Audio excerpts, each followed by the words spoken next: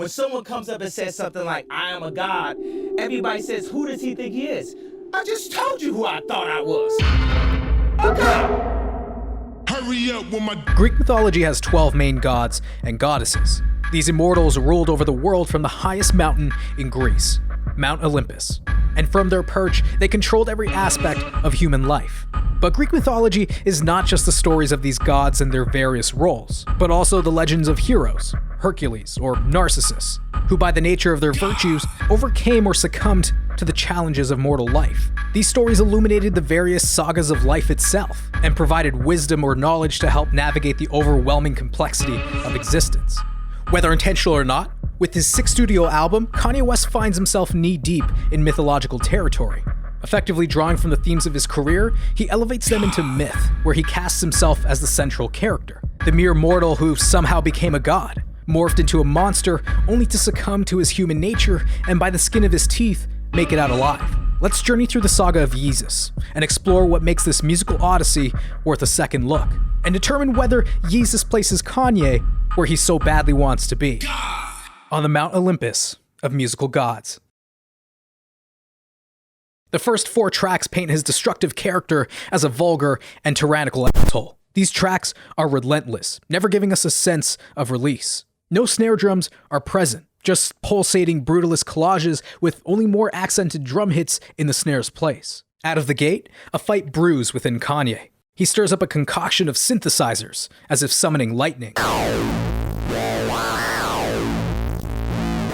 And Kanye begins his descent at the height of his arrogance, comparing himself to a monster. The monster about to come alive again. While referencing a second coming of sorts. A nod towards his messiah complex, we gain insight into the ethos of the album, his superficial life and sexual conquests. Soon as I pull up and park the Benz, we get this bitch shaking like Parkinson's. Take my number and lock it in. He could care less about what others might think. How much do I not give a fuck? Let me show you right now before you give it up. He seems to be rejecting his codependency on his audience for approval. He throws the first punch at us through a soul sample. He doesn't care what we want anymore. My Beautiful Dark Twisted Fantasy was nothing but his long, backhanded apology. He gave us what we wanted. Yeezus is the menace he wanted to be. He's the Kanye who rushed on stage at the VMAs. This record opens with a rejection of dependence on others for approval. Throughout Yeezus, Kanye will attempt to liberate himself and us with his messages. The question really isn't if we'll break free of the chains, but if we even want to. Kanye has only been warming up, though. His egotism has only just begun. He adopts this exaggerated persona of a black skinhead, comparing himself to an out-of-control ape in a white man's world. You see a black man with a white woman at the top floor, they gon' come to kill King Kong. The hook affirms his harsh lifestyle. 4 in the morning, and I'm zoning, they say I'm possessed. It's the omen, I keep it 300. And we get glimpses of someone with no self-control. I'm doing 500, I'm out of control. He's pushing himself into a further disastrous lifestyle that he may not even want to be living, perhaps due to the societal pressures of his celebrity. He's been critical of the inherent racism against black people. Stop all that coon shit. These niggas ain't doing shit. But is even more critical of black people themselves. Come on, homie, what happened? You niggas ain't breathing, you gasping. These niggas ain't ready for action. Only making it more difficult to want to join his ideology when he alienates himself from his own people. And instead of leading them, he's only losing his shit and building this anger. He shouts to the heavens, frustrated with the current status quo of rampant racism and society's consumerism.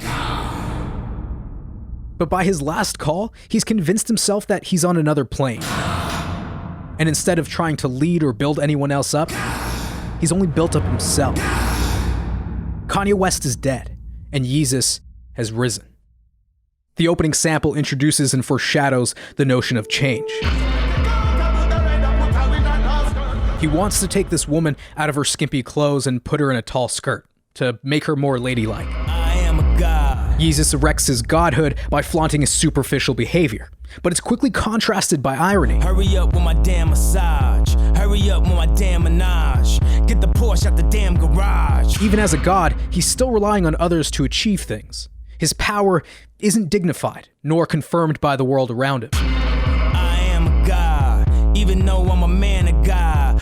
Yeezus proclaims himself both a god and a man. He's playing with the dichotomy between God and man. Yeezus sees himself as a divine creature able to achieve whatever crosses his mind. Musically, he can, but in reality he's a man, plagued with all of the insecurities and fears of a mortal human. He's become the very product his revolution aims to tear down, caught in the frivolous lifestyle expected of his celebrity stature. In a French-ass restaurant, hurry up with my damn croissants. He repeatedly tries to convince us that he is in fact some sort of deity, but remains trapped in his own fame, caught between two poles. He's been making progress with his message, but then relapses. He sees himself as better than most, sharing a house with Jesus himself. I know he the most high, but I am a close high. Mi casa su casa. But the alienation is suffocating him, and he can no longer contain his vulnerabilities. Gasping for air, he has separated himself from reality and is miserable for it. Perhaps he even feels judged by God. Either way, Yeezus is destined to fall like every other ruler.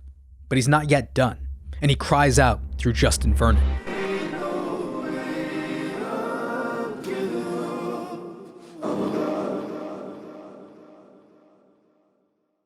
He still believes it's his destiny to create change. You see it's broke, nigga race him, that's that don't touch anything in the stove.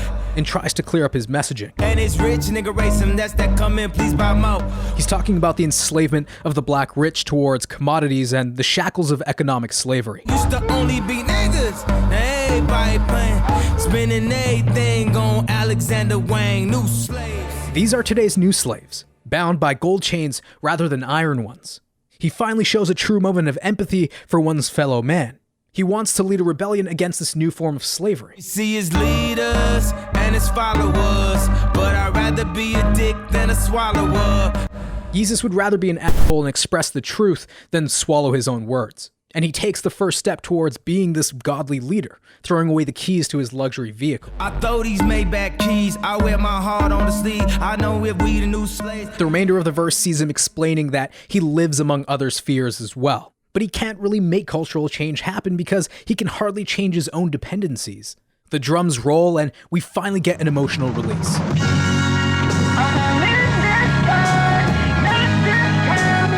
Yeezus is still very much a part of the problem, and he's conflicted. Kanye himself would have to leave his kingdom, his success, and his art behind him if he wishes to practice what he preaches. It's a complete breakdown of this character, revealing the hurt person under the previous track's armor. He's still reliant on the excessive lifestyle that he uses to cover up what's inside, and refuses to let it go. He's reached a point where he can't overcome his history, self-medicating in the hopes of escaping his reality. The emotional incline of the album begins with a Hungarian prophecy.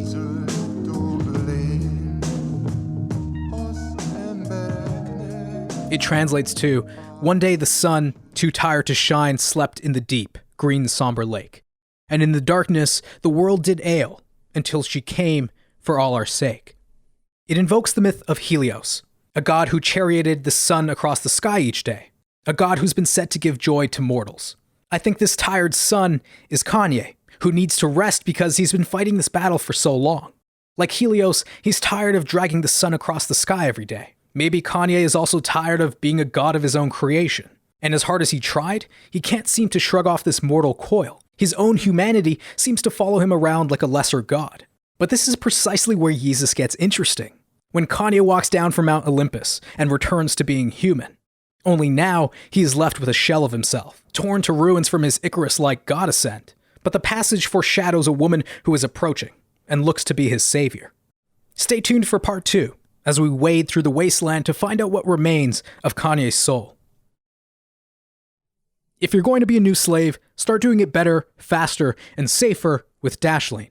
Dashlane is a mobile and desktop app that gives you a shortcut for everything you do online. Log in, fill out addresses and payment details across all your devices with one click, so you'll never miss out on grabbing Kanye's sweet merch. Unlike Chrome, you aren't locked into a single system, so your passwords and info aren't trapped in one place. Dashlane also never has access to your personal data and won't trick you into subscribing. But try out Dashlane for yourself. Visit dashlane.com/middle8 to get a free 30-day free trial of Dashlane Premium. No credit card is required to sign up, and it's ad-free. And if you love it, you can use the coupon code middle8 at checkout for a 10% discount.